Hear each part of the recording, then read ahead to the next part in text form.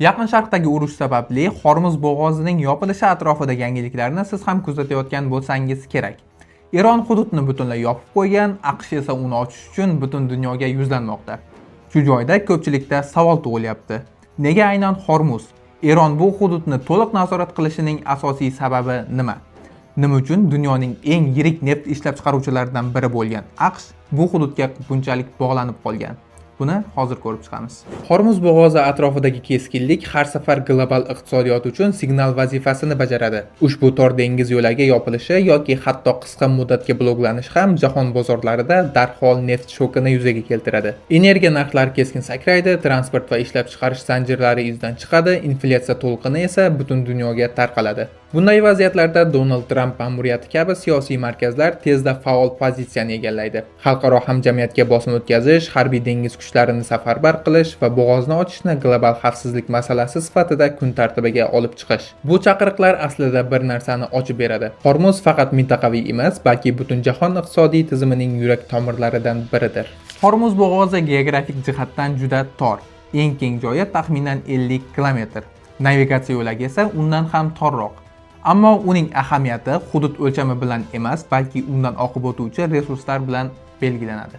Dunyo neft savdosining qariyb 20-30% aynan shu yo'lak orqali o'tadi. Fors ko'rfazidagi yirik eksportchilar Saudiya Arabistoni, Iroq, Birlashgan Arab Amirliklari, Kuvayt o'z neftini global bozorlarga aynan shu yo'l orqali chiqaradi. Shu sababli Hormuz bu oddiy dengiz yo'lagi emas, balki global energetika tizimining bo'g'ini. Agar bu bo'g'in uzilsa, muqobil yo'llar mavjud bo'lsa-da, ular umumiy hajmni to'liq qoplay olmaydi. Natijada bozor defitsitga kiradi va narxlar keskin oshadi. Hormuz atrofidagi tanglik yangi hodisa emas. Eng yorqin misollardan biri 1980-yillarda Eron-Iroq urushi davrida yuz bergan tankerlar urushi. Bu davrda neft tankerlariga hujumlar, minalash operatsiyalari va dengizdagi to'qnashuvlar keng ko'lamda kuzatilgan. O'sha paytda ham global bozor keskin reaksiya bergan. Sug'urta narxlari oshgan, transport xarajatlari ko'paygan va neft narxlari beqarorlashgan. Eng muhim saboq shuki, Hormuzda hatto to'liq blokada bo'lmasa ham xavfning o'zi bozorni izdan chiqarish uchun yetarli. Bugungi vaziyatda ham ayni mexanizm ishlaydi. Real yopilishdan ko'ra yopilish ehtimoli ko'proq iqtisodiy zarba beradi. Eron Hormuzning shimoliy qirg'og'ini nazorat qiladi va bu unga strategik ustunlik beradi. U ochiq dengiz flotlari bilan emas, balki asimmetrik harbiy strategiya orqali ustunlikka ega. Tezkor kichik qayiqlar, dengiz minalari, qirg'oqdan uchirilgan raketa tizimlari, tor bo'g'oz geografiyasidan maksimal foydalanish. Bu vositalar orqali Eron hatto kuchli harbiy flotlarga ega davlatlar uchun ham xavfli muhit yaratadi. To'liq blokada qilish shart emas. Qisqa muddatli to'sqinlik ham global ta'minot zanjirini buzadi. Shu sababli Eronning strategiyasi to'liq urush emas, balki nazorat ostidagi beqarorlikni yaratish. Bu domino effekti kabi ishlaydi. Kichik harakat, global narxlar, siyosiy bosim va yakunda diplomatik savdolashuv. AQSh bugungi kunda dunyodagi eng yirik neft ishlab chiqaruvchilaridan biri hisoblanadi. Shunga qaramay, u hali ham Hormuzdagi vaziyatga bevosita bog'lanib qolgan. Buning sababi oddiy.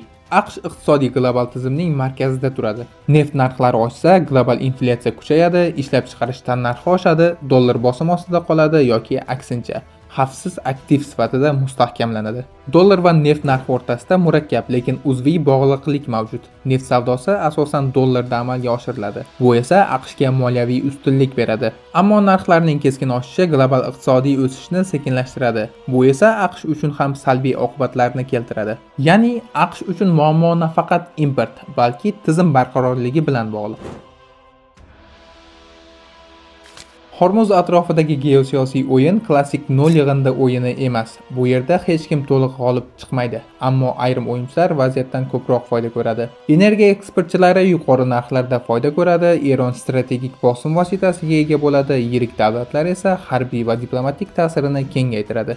Agar Hormuz bo'g'ozi uzoq muddat yopiq qolsa yoki doimiy xavf ostida bo'lsa, jahon tartibi quyidagicha o'zgarishi mumkin. Energiya logistikasining diversifikatsiyasi tezlashadi, muqobil yo'llar va texnologiyalar rivojlanadi, global savdo tizimi yanada fragmentatsiyalanadi, harbiy dengiz kuchlarining roli oshadi. Eng muhimi, bu inqiroz bir haqiqatni ochib beradi. Global iqtisodiyot hali ham tor geografik nuqtalarga qattiq bog'lanib qolgan. Va bu vaziyatda ko'pincha tizginlar iqtisodiy markazlar emas, balki geosiyosiy choke pointlar qo'lida bo'ladi.